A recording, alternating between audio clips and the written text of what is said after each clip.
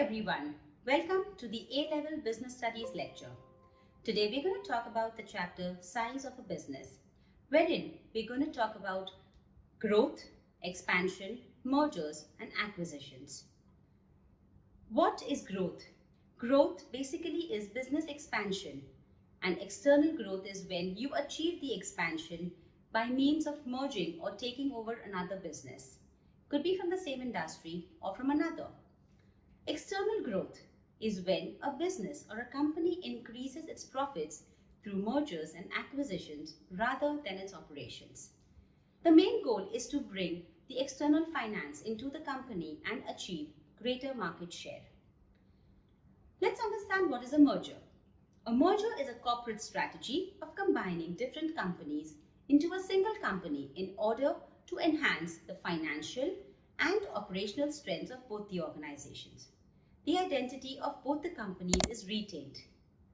A takeover, on the other hand, or an acquisition, is characterized by the purchase of a smaller company by a much larger one. This combination of unequals can produce the same benefits as a merger, but it does not necessarily have to be a mutual decision. It is also when a company buys more than 50% of the share of the another company and becomes the controlling owner of it. Let's understand the different types of integration. External growth is often referred to as integration, as it integrates two firms. There is horizontal integration, vertical integration forward, vertical integration backward, and conglomerate integration. Let's understand horizontal integration. It is integration with the firms in the same industry at the same stage of production. For example, a raw material producer merging with another raw material producer, a manufacturing unit merging with another manufacturing unit, or a retail showroom merging with another retail showroom. When is horizontal integration attractive? A company can think of acquisitions and mergers for horizontal integration in the following situations. The first one, when the industry is growing. Second, when rivals lack the expertise that the company has already achieved. Third, when economies of scale can be achieved by the integration. Last, when the company can manage the operations of the higher organization or the bigger organization efficiently after the integration. There are certain advantages of horizontal integration. Economies of scale can be achieved. There is increased differentiation, increased market power, and the ability to enter new markets is now open.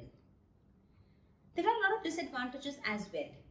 There will be legal ramifications. For example, when Standard Oil, which was a larger company seen as a powerful conglomerate brooking no competition but was split up into 30 competing countries in an antitrust case. Sometimes when the company grows bigger with horizontal integration, it might become too rigid. Synergies might not exist. Horizontal integration, however, has an impact on the economy and its stakeholders as well. There is less choice available for consumers and there could be loss of jobs. Let's understand vertical integration. Vertical integration is when there is integration with the firms in the same industry but at different stages of production. When is vertical integration attractive? When the current suppliers of the company's raw materials or components or the distributors of its end products are unreliable, the prices of raw materials are unstable or the distributors charge high fees, the suppliers or distributors earn big margins, the company has the resources to manage the new businesses that is being currently taken care of by the suppliers or distributors, and last but not the least, the industry is expected to grow insignificantly. Let's come to vertical integration forward. This is when you integrate with a firm in the same industry at the forward stage of production. Its advantages are that you can control promotion and after-sales services and have a secure outlet for your products. But at the same time, the disadvantages that you would face is lack of competition, and entering a new sector with minimum experience may be a problem for your company. What is the impact of vertical integration forward on its stakeholders? There is going to be lack of competition for consumers, but there will be job security for workers, and job rotation and job enrichment is going to be a motivational method for the workers. Let's understand vertical integration backward. It is when you integrate with the firm in the same industry at the backward stage of production. However, the advantages are there will be more control over the supply chain. You may control the supply to other competitors, and joint research can be done to improve the quality.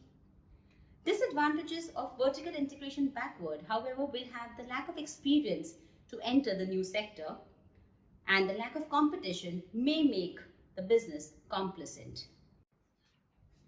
Let's understand the impact of vertical integration backward.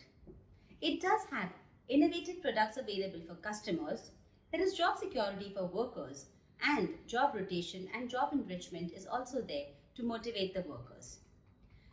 Let's now understand what is conglomerate integration.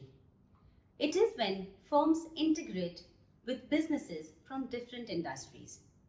The advantages that this integration will face is having diversification and spreading of risk. They will have access to new market and they will be embedding new businesses. However, conglomerate integration has a few disadvantages. There is lack of experience of the new sector, which may be a hindrance. Lack of focus and direction may also be a problem, and loss of quality of the previous service may lead to sales falling. What is the impact of conglomerate integration? It provides job security for workers, and again, job rotation and job enrichment is a way to motivate workers. Let us now understand what is synergy. Synergy is the concept which means that the value and performance of two companies combined together will be greater than the sum of the separate individual parts. Synergy is a term that is most commonly used in the context of mergers and acquisitions. Why do we get into synergy, or why is synergy used? It helps you to share the research and pooling of ideas. It helps you achieve economies of scale. It helps in reducing the marketing and distribution cost, and it has open innovation. You have access to ideas and new discoveries that can be made. Synergy may fail at times. Firms may become too big to manage. The management culture of the different firms may be too varied and may not be able to merge together.